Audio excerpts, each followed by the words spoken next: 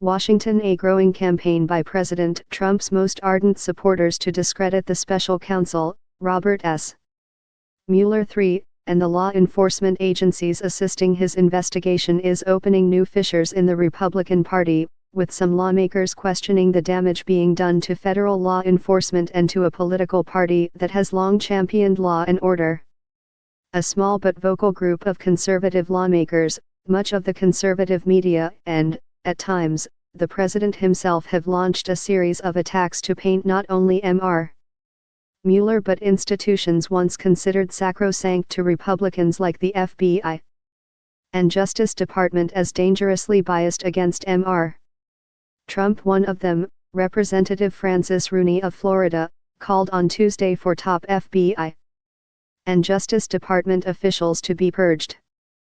Now some Republican lawmakers are speaking out, worried that Trump loyalists, hoping for short-term gain, could wind up staining the party, dampening morale at the FBI and Justice Department, and potentially recasting Democrats as the true friends of law enforcement for years to come. Straddling both camps is Mr. Trump, who in an interview on Thursday with the New York Times lavished praise on Republican congressmen who have defended him from a witch hunt and expressed confidence that Mr.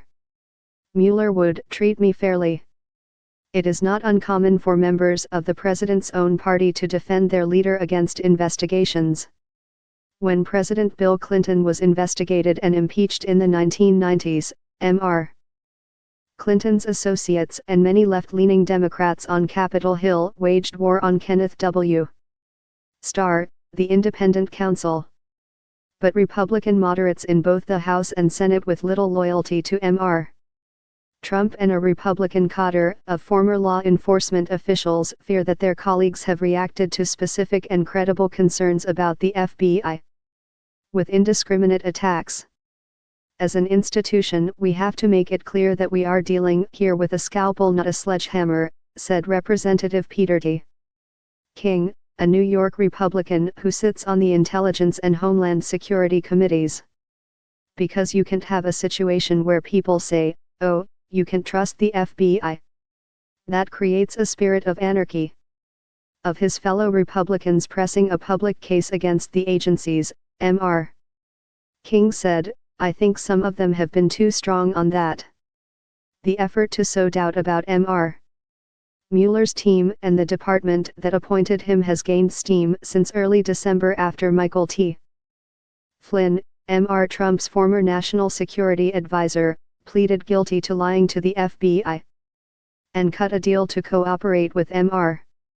Mueller's inquiry. The following day, The Times reported that Mr. Mueller had removed a top FBI agent last summer over text messages expressing anti-Trump political views that he had exchanged with an agency lawyer.